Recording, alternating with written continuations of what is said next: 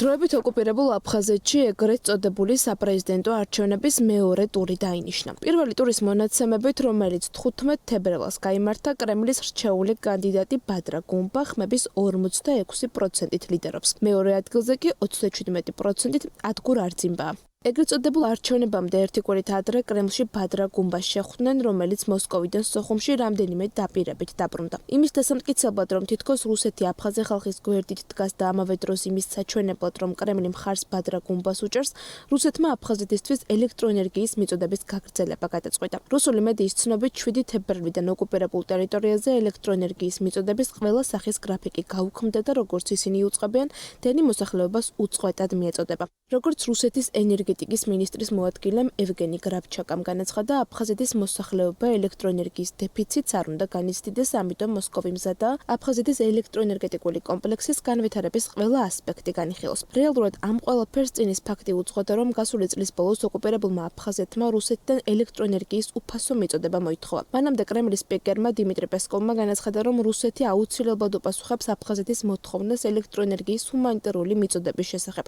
ბადრა გუმბასა და რუსეთის ფინანსთა მინისტრის ანტონ სილუანოვის შეხვედრის შემდეგ კი სოციალურ-ეკონომიკური განვითარების მიზნით რუსეთმა აფხაზეთს 344 მილიონი რუბლი, ანუ 3.500.000 დოლარი გამოუყო. შეხვედრისას კიდევ ერთი საკითხი განიხილეს. კერძოდ რუსეთის ვიცე-პრემიერმა ალექსანდრ ნოვაკმა განაცხადა, რომ რუსეთი და აფხაზეთი საინვესტიციო ხელშეკრულების გადახედვას აპირებენ. კერძოდ ნოვაკის თქმით, ისინი საკითხის განხილვას დაუბრუნდებიან, რომლის ფარგლებშიც აფხაზეთის მოსახლეობასა და ბიზნესს შორის ორმხრივი ინტერესების ბალანსს უზრუნველყოფენ. ბადრა გუმბამ თავის მხრივ განაცხადა, რომ ბოლო წლებში აფხაზეთის ეკონომიკაში ინვესტიციების სახით 25 მილიარდი რუბლი მოიზიდეს. ახლა კი დამატებითი ხელსაყრელი პირობების შექმნას გააგრძელებენ.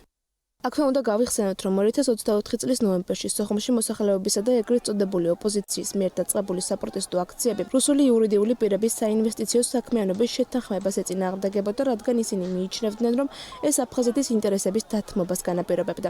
შეთანხმება ვერ შედგა და ასლან ბჟანიაც გადადგა. სწორედ ამის შემდეგ ბადრა გუმბა პრეზიდენტის მოვალეობის შემსრულებელი გახდა. რეალურად საინვესტიციო შეთანხმება, რომლის კვლავ განხილვასაც აპირებენ რუსეთის იურიდიული პირების მიერ აფხაზეთის რესპუბლიკის ტერიტორიაზე საინვესტიციო პროექტების განხორციელების ნებართვას იძლევა. ეგრეთ წოდებული აფხაზი ოპოზიციონერების განცხადებით, მსხვილი რუსი ინვესტორების აფხაზეთის მცირე და საშუალო ბიზნესის საკვანძო სფეროში, ტურიზმსა და ლოგისტიკაში შესვლა აფხაზებისთვის მტკივნეული იქნება, რადგან თუკი რუსი ინვესტორები ტურისტულ ინდუსტრიაში 8 წლის განმავლობაში საგადასახადო შეღავათების თანხლებით შევლენ, მაშინ აფხაზები გაკოტრდებიან. სწორედ ამ და სხვა მიზეზების გამო ეგრეთ წოდებული აფხაზური ოპოზიცია ბადრა გუმბას მოსკოვში ვიზიტს არაკონსტიტუციურად აფასებდა. 7 თებერვალსვე, ანუ გუმბას კრემლში ვიზიტის შემდეგ, დროებით ოკუპირებული სოხუმის ეგრეთ წოდებულ ვლადისლავ არძიმბას სახელობის აეროპორტში პირველი სატესტო ფრენა სოხუმიდან მოსკოვის მიმართულებით შესრულდა, რაც ბადრა გუმბას შეფასებით მნიშვნელოვანი მოვლენაა. მისი თქმით, მათი ქვეყნისთვის ასეთი მნიშვნელოვანი მსხვილი ინფრასტრუქტურული პროექტის განხორციელება დასასრულს უახლოვდება და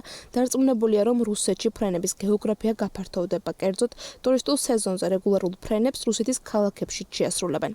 რამდენიმე დღიანი დუმილის შემდეგ სოხუმში აეროპორტის ამოქმედებას ქართული ოცნების საგარეო უწყებაც გამოეხმაურა და ის ანექსიისკენ გადადგმულ კიდევ ერთ ნაბიჯად შეაფასა. რაც შეეხება დროებით ოკუპირებული აფხაზეთის 2025 წლის ბიუჯეტს, ეგრეთ წოდებული მთავრობის მიერ დამტკიცებული დოკუმენტის მიხედვით შემოსავალი 13.145 რუბლი იქნება, საიდანაც 8 მილიარდი რუბლი ადგილობრივია. ეგრეთ წოდებული ფინანსთა მინისტრის განცხადებით კი რუსეთის დახმარება 2025 წელს 5 მილიარდ 200.000 რუბლს შეადგენს.